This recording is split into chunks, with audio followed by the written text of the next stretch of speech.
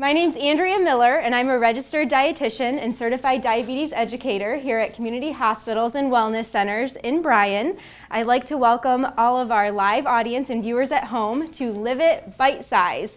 And I'm very excited today because we have a very special guest who traveled a very long way to be with us, all the way from the North Pole, Santa Claus. Happy to be here.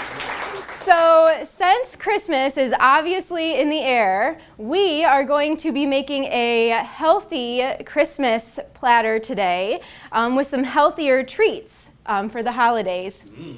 So today we are going to be making chocolate-covered pomegranate, some winter granola squares, and cookie dough bites. So we have a busy schedule ahead of us, so we're going to go ahead and get started. I told Santa I wish he would have brought some elves with him from the North Pole, because obviously we could all need an extra elf or two this time of year, right? They're very busy right now building toys. So you're saying I can't have one at my house? You cannot have one at my house. I was really hoping that I would get an elf for Christmas. Mrs. Claus would be very upset. I understand. All right. So anyways, we're going to do a couple things to get started. The first thing we're going to do is we're going to set up our double boiler and get some water heating up to melt our chocolate. So I'm going to turn on our heat here. Maybe. There we go. We have heat. Okay. And I just have plain water that I'm going to pour into the bottom of a pot. You can buy double boilers, but you can also make them yourself with any type of pot and then a bowl that, you know, sits inside of it. So we have a beautiful little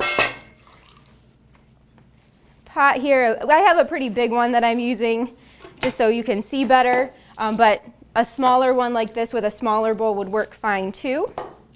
So I'm going to put my bowl on top of there, and I'm just going to go ahead and dump my chocolate chips in right now just so they can start getting warm. And the second thing I'm going to do, so this is for our chocolate-covered pomegranates, and I'm going to do a step for another recipe here so it has some time to get started. For our cookie dough bites, we have some dates here. Some dates, and I'm going to add some water to them to get them soaking. Notice in all of our ingredients that we have up here, we do, oops, should have had Santa do this. Okay, we don't have any white refined sugar. So there's no white refined sugar going into these cookies. So that way, you know, when Santa is over China delivering presents to all the boys and girls, you know, these cookies are going to help you from feeling, you know, the slump that you feel with a traditional. They're much better than the fortune cookies I get. All right. So we have our dates soaking and our chocolate warming up. So now we're going to get started with our feature piece of produce, because you can't come to a Live It presentation and not get, you know, something about fruits or vegetables thrown at you. So today we're going to use a pomegranate. So I love pomegranates because they are super, super healthy, and they're the same color as Santa's suit. The same color as Santa's suit. Vampires dress up in costumes. This is Santa's business suit. Santa, do you eat pomegranates? I love pomegranates. You love, Santa loves pomegranates, so that's why everybody should eat pomegranates, because Santa loves them. And they're also a very rich source of antioxidants.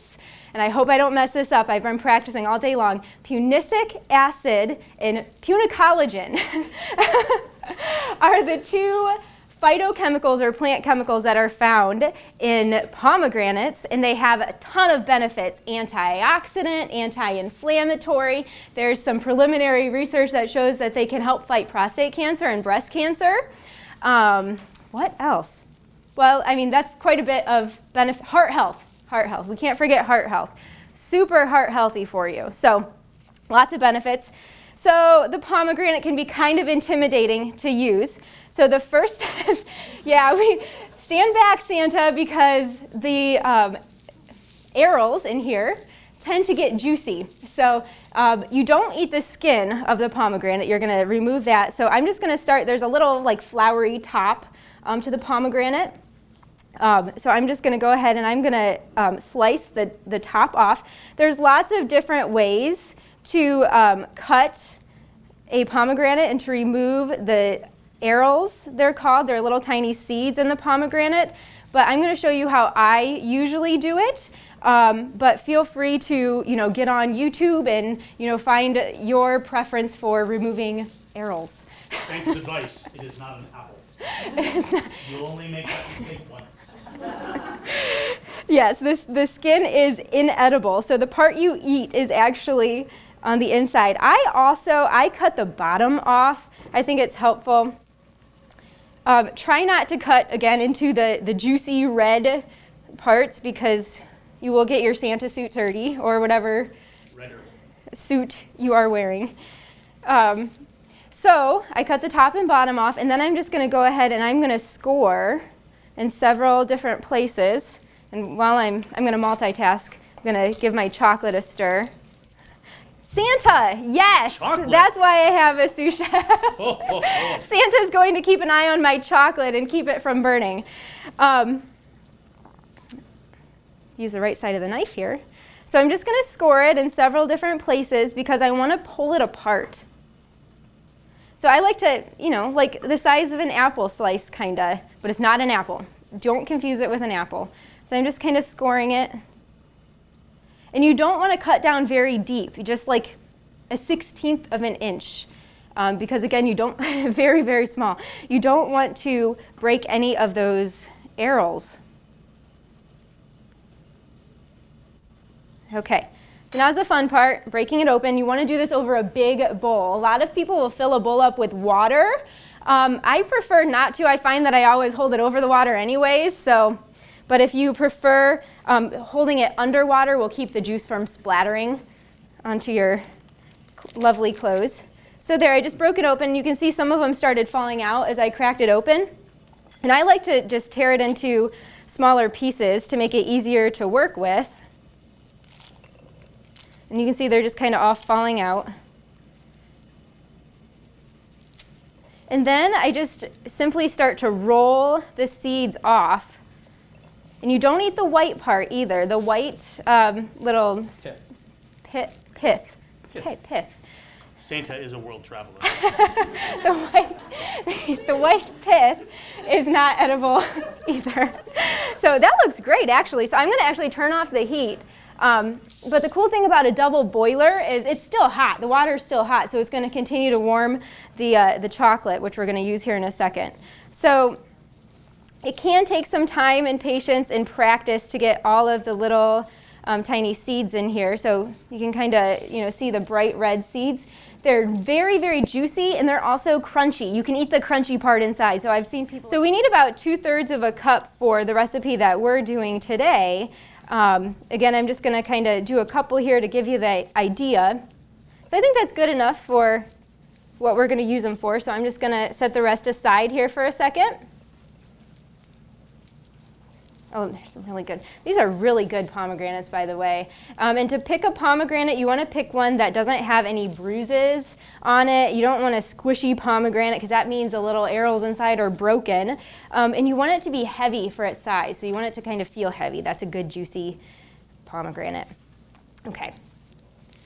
So we have our pomegranate ready to go. And actually, Santa, I'm going to have you come back over to the chocolate. So these are delicious. And you can use any type of chocolate here, but I would prefer dark chocolate because it has less sugar and more antioxidants in it. Hot chocolate? You can use, sure. With the leftovers, sure, add some milk, make some hot chocolate. So I'm just going to have you take a little tiny bit of chocolate and put it in the bottom of a couple of the mini muffin cups. So we have a mini muffin tray and then mini muffin cups inside to make them easy to eat. So we'll have them do 4. That looks good. And then I'm going to kind of spread out the chocolate on the bottom. So this is just a 2-ingredient recipe. So this would be super easy to put together, last minute if you're struggling to think of something to take to a family gathering. This might be the ticket.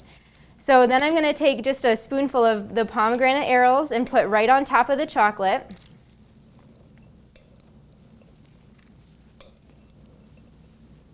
Awesome.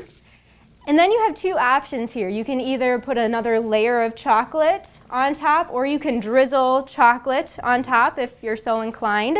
I'm more of a layer person. I'm a quick and easy type of gal. So go ahead and I'll have, Santa put just another layer on top. A Reese's Pomegranate cup, if you will. There you go, exactly. That looks great.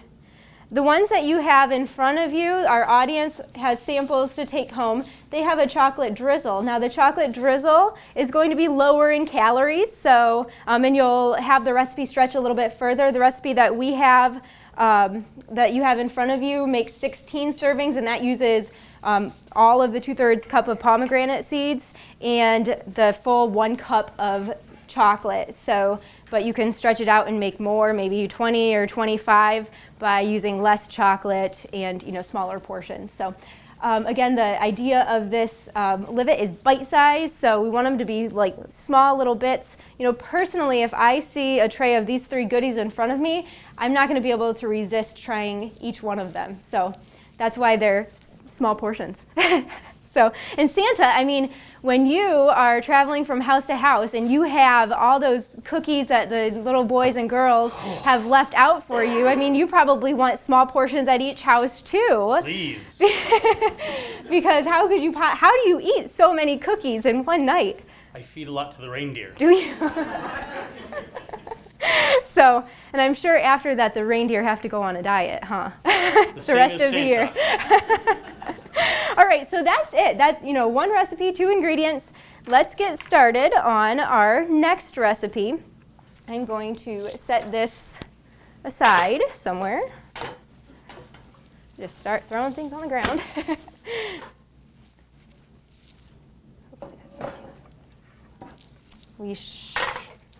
Yes. Thank you. All right. So for the next recipe, we're going to do our granola squares. Set these aside too. Okay, so for this recipe, I'm not going to show you a step, I'll just describe it to you. We have oats, sunflower seeds, and almonds. They've already been toasted for us. So when you're doing this at home, you're going to put your untoasted oats, almonds, and sunflower seeds on a cookie sheet. Put them in the oven, I believe it's 350 for about 12 minutes until they're lightly golden brown, and then you're going to add them all together. So these have already been toasted. So I'll have Santa, you can dump them in. So we have 2 cups of rolled oats, and preferably the thick cut. You don't want to use the instant oats. Then we have a 1/2 cup of sunflower seeds and a full cup of almonds. And we can go ahead and add in the cranberries as well. So cranberries, the same color as Santa's suit again, so some red in there. And then to sweeten it, we are going to use raisins. So actually, Santa, you're going to help with this too. Let's get the top off of, there we go, twist. And we're going to dump a cup of raisins into the food processor. Get a spoon here. This will work. All right. And then we're going to pulse the raisins until they form a fine, like a chunky paste, I guess. And actually, you can probably just turn it on. There you go.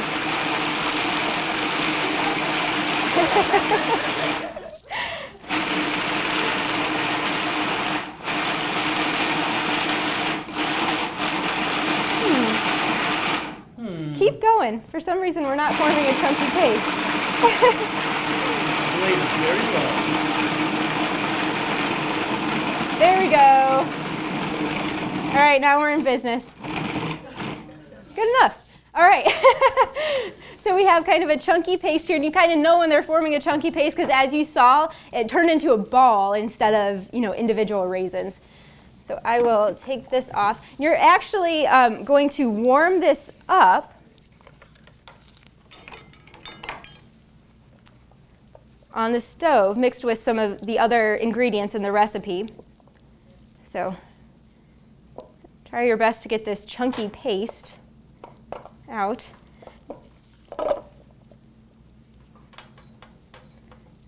Now, since we're making all three of these and we're using similar ingredients for our cookie dough bites, we actually, is a blade in there? Yep, okay. You can actually save a step and you don't actually have to wash your food processor if you're doing all of these in one, cooking session. So we have our cup of raisin paste in there. That's going to add a lot of sweetness to the recipe. And then we're adding 1/3 cup of maple syrup. Isn't that what elves eat? In the movie Elf, that's what Elf likes, right? The maple syrup. His name is Buddy. I'm sorry, Buddy. That's what Buddy likes, right? All right, so then we have 1/4 cup of peanut butter. All right. Santa, I'll have you grab me the salt over here, and we need 1/4 teaspoon of salt. So the salt helps to bring out some of the sweetness, but if you're on a low salt diet, you wouldn't have to add the salt. Okay, so now we're going to turn on the heat again.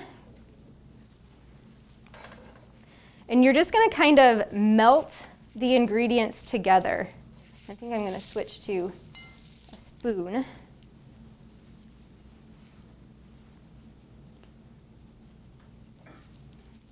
All right, we're melting slowly.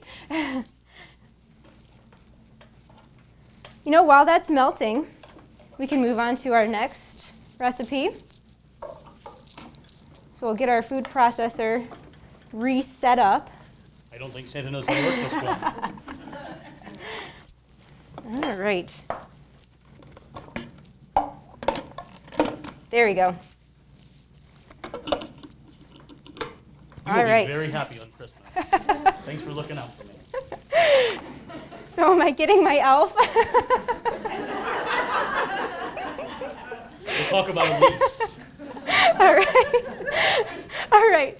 So for our cookie dough bites, actually, I usually don't make that sound. It must be Santa. Santa brings out the best in me. It's the sound of being jolly. Right. Say it with me. Ho, ho, ho, ho. I need some practice. We might not move on to our next one because this is actually heating up really fast. All right. So we're melting this all together, and that's going to help it blend into the oat mixture a little bit better. All right. I told you I wasn't going to be able to stop smiling, because who can stop smiling when Santa's in the room? Mrs. Claus.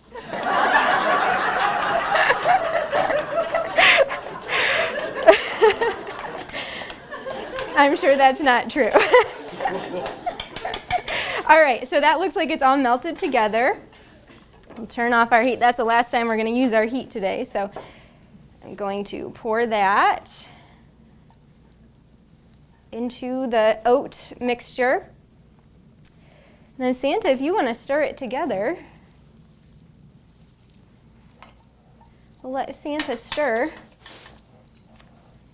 So again, we have some maple syrup and raisins in this recipe that are adding the sweetness. These are kind of like granola bars. So I have on your recipe, they're cut into really small portions, again, because the theme today is bite size. Because during the holidays, we have so many goodies in front of us. Sometimes we just want a bite of something sweet. We just want a bite of the goodies. We don't want the whole piece of pie or the big piece of cake. So this way you can try a little bit of everything, or maybe you do want the whole piece of cake. No. Okay. I'm agreeing with you. Okay.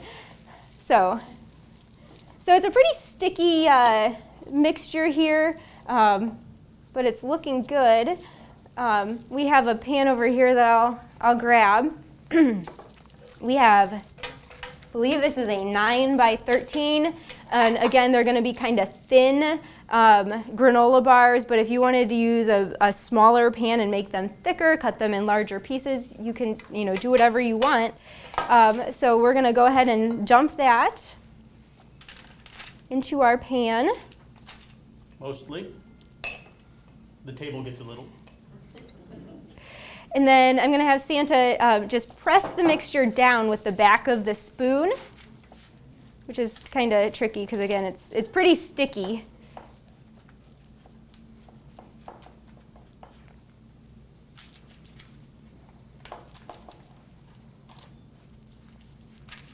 And that looks great.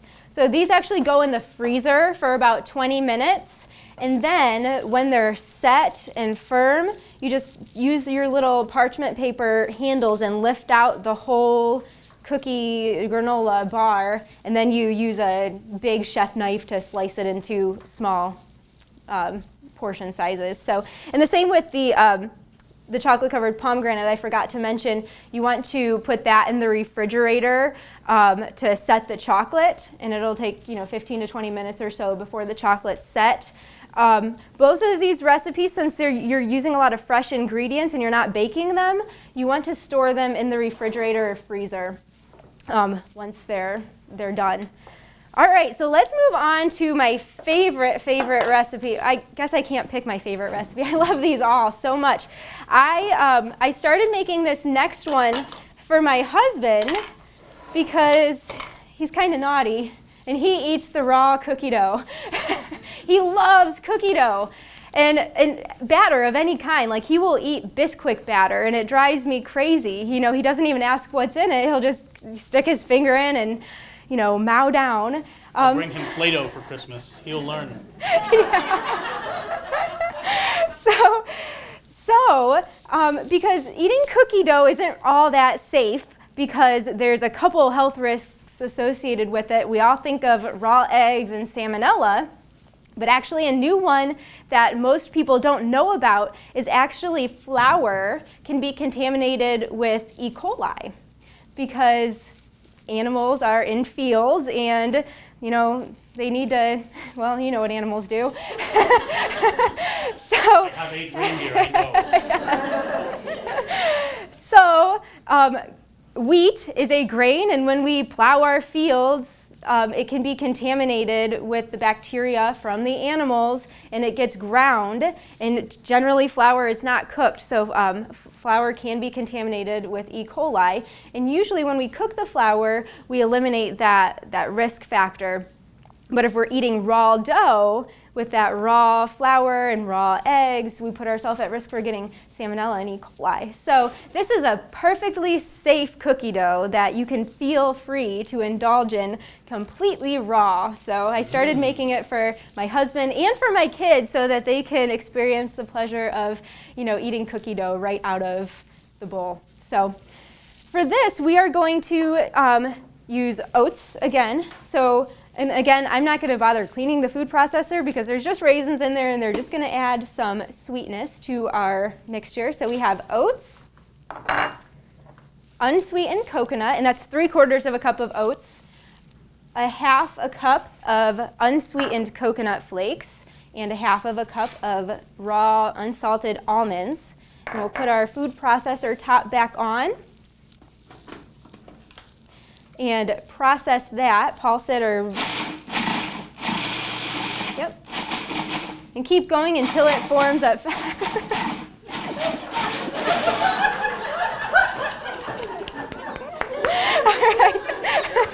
all right, we'll go a little bit more.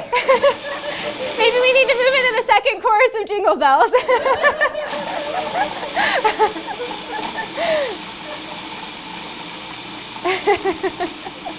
All right. All right, that looks good. So it's a Really bad at this. all right, Santa. All right. So it's a fine, kind of looks like maybe sand. And you can actually leave that right in there. We're gonna keep using it. Oh no.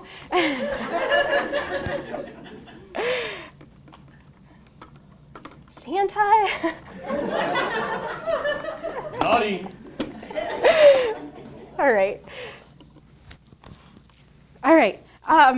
So now we're going to add the goodies to it.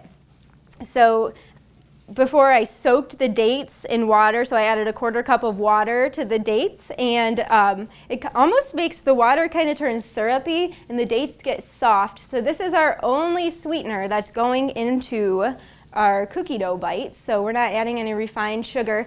And you know, dates still have a lot of carb and a lot of naturally occurring sugar, but they're also very nutrient rich. They have a lot of fiber in them. They're a great source of potassium. So they're really good for us, actually. And you know, compared to sugar, sugar is an empty calorie. It doesn't have any, you know, vitamins or minerals, or only, you know, very small amounts in the refined sugar. So we're adding nutrients and sweetness to our cookie dough bites here. And then we have a 1/4 cup, or not, oh, sorry, 2 tablespoons, not a 1/4 cup, 2 tablespoons of peanut butter and 2 teaspoons of vanilla. And then we're going to put our lid back on. Oh, I have it, sorry. You should keep it away from me.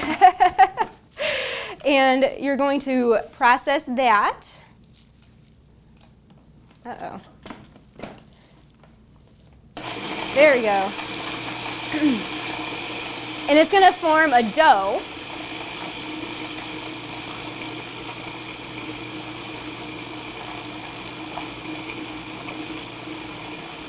And that looks good.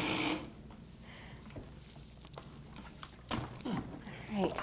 And then I'm going to grab my bowl.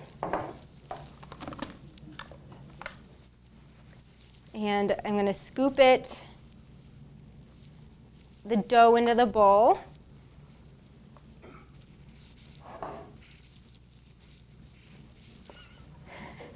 That blade, there we go. Okay, we're good. There's some left in there, but we're good enough. And then,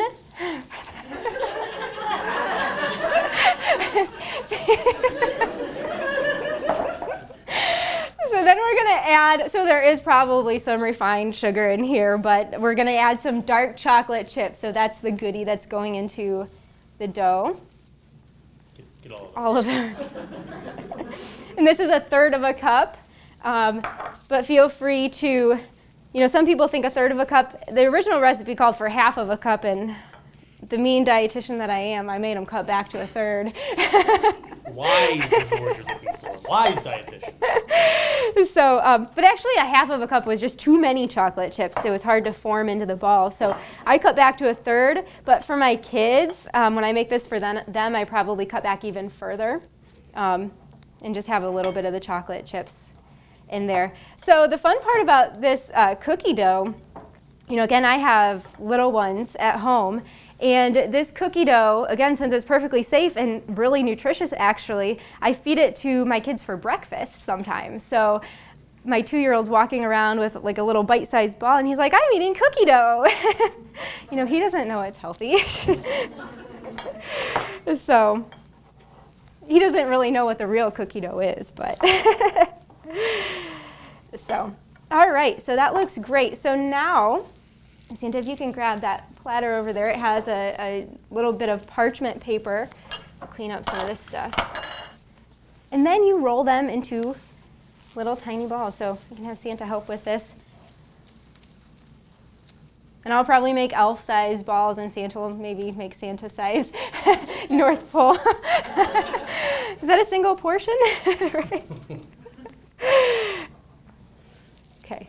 Remember, if they're smaller, I can eat more of them. That's right. Santa was showing me his stir stick that he brought. He said that was the elf-size stir stick at the North Pole. So.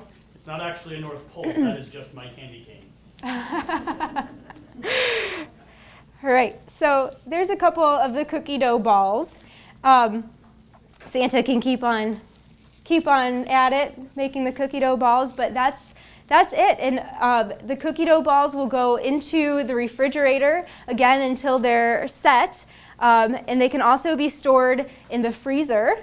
Some people I've heard like to store them in the freezer and crumble them up and stir them into vanilla ice cream to make your homemade cookie dough ice cream.